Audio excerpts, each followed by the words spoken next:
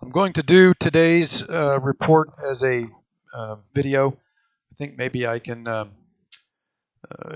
express what I want to get across a little better in video format today. And what I want to get across is not to panic.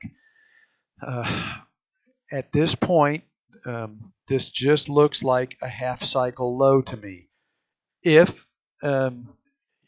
later this week, if the sell-off keeps going, and it looks like this is possibly turning into an intermediate cycle low, and instead of just a half cycle low, then we'll stop out of our position and then try and get back in closer to the bottom if possible. But right now, there's nothing that would suggest to me that this is anything other than just a half cycle low. We've gone over this before. This move down, although it did not break the intermediate trend line. Let me switch this over to the S&P here real quick. So this move down didn't actually break the intermediate trend line. I'll widen this out just a touch. Okay, so I put the trend line in here, and you can see we didn't actually break this intermediate trend line, which we really should do during an intermediate decline, but we had the Jackson Hole Symposium right here at the end of the month, and it's a pretty safe bet that the Fed just was not going to let the market fall out of bed and be at the bottom of an intermediate cycle low ahead of that event. And the same thing for the FOMC meeting last week. It was a pretty safe bet that they were not going to let the market roll over and be in a steep decline for that FOMC meeting. So there is a scenario, a possible scenario where the Fed just prevented the natural move down into an intermediate cycle low, which should have occurred right here in the end of August. And so now the market is going to try again to give us that intermediate cycle low. And if it does, then we're going to come down and we're going to break this trend line here. That's not my current expectation, though. I think this was or is going to turn out to be the intermediate cycle low, and I'll show you a few things here in a minute that make me lean towards that direction. But if it isn't, if the market is now going to be allowed to give us the correction that it wasn't allowed to do back here in August when it should have done it, if now that we've got the FOMC meeting out of the way and we've got the Jackson Hole Symposium out of the way, and now this is the opportunity where the Fed is going to allow the market to correct. Again, let me stress, this is not the end of the world. This is not the top of the bull market. You don't need to panic. We didn't need to panic down here in the energy stocks. This was a yearly cycle low. It was one hell of a yearly cycle low. But as you can see, once these intermediate cycle bottoms are in place, then the market tends to rocket back in the other direction. So we're already back in the green on our energy trade. And I think we've got at least 1 or 2 more months to go. So when this is all said and done, even though it took much longer than any of us would like, I think when this is all said and done, we're going to make a nice profit out of this trade. And there was just no need to panic at this bottom. Same thing will apply to the stock market. If this does turn out to be an intermediate cycle low, there's no need to panic. At some point, the bottom is in, and then the market goes back in the other direction.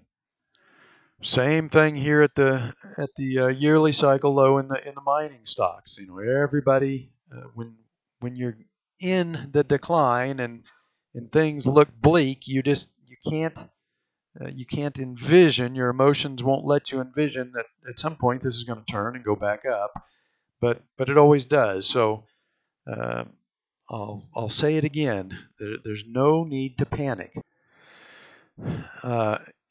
Even if I'm wrong and this isn't just a half cycle low, and then we're going to take off to the upside. If I'm wrong, and we do over the next week or two continue down, break this intermediate trend line, and produce something that has all of the characteristics of a real ICL, it still isn't going to change the big picture.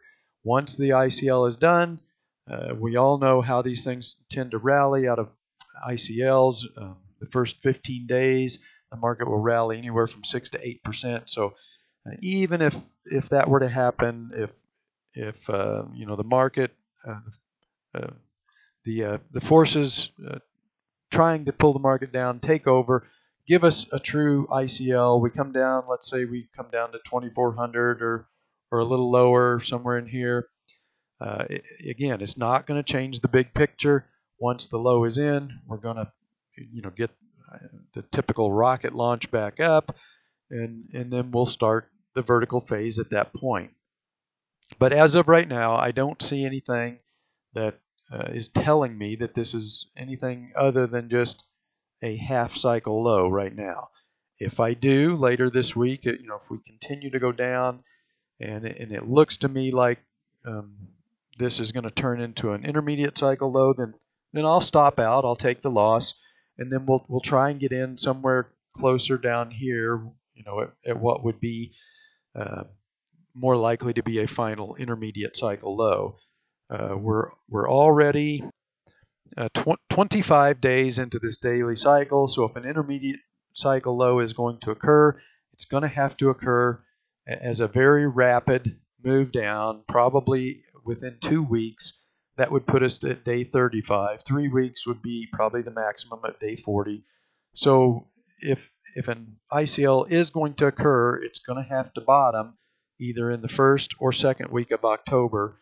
And then we've got plenty of time between then and the end of the year for the next intermediate cycle to go back up, make new highs, and then we're on our way up.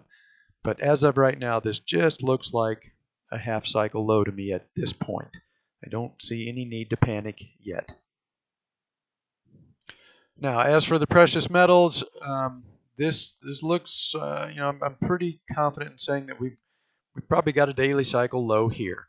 Now the question is, will this daily cycle rally enough to break the recent highs and maybe make a higher high and take us maybe to that 1400 level before the intermediate cycle tops? Or are we still in the short cycle scenario where we get probably a left translated cycle that doesn't make a higher high and then roll over, and everything goes back down into that basing pattern?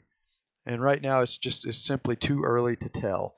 All we can say right now is that this looks like we've probably got a daily cycle low, and even if this is going to be left translated, we should still get at least 3 to 5, 6 more days out of the rally before I would expect a left translated cycle to roll over and head down. So for right now, all I can tell you is that I think we have a daily cycle low in place.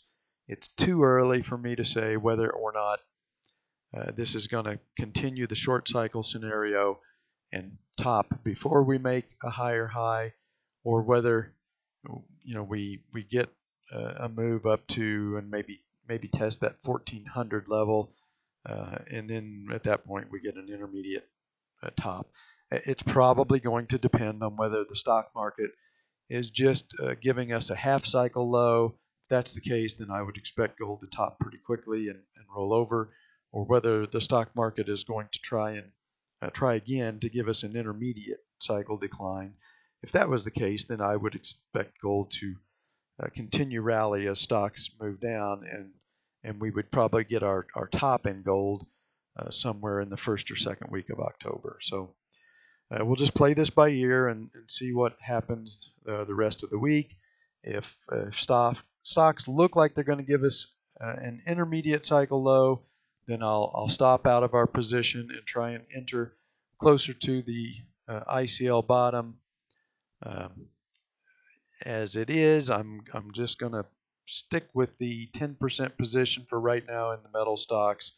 I'll make a decision maybe tomorrow and see if we just get maybe a small pullback, then I might add a little bit to that position. But as I said, we've got some really good gains in the metal portfolio, and I'm a bit hesitant to really put much of that at risk on on a trade that's already getting pretty late in this intermediate cycle, and may have the risk of rolling over in a left translated fashion and playing out as a short cycle.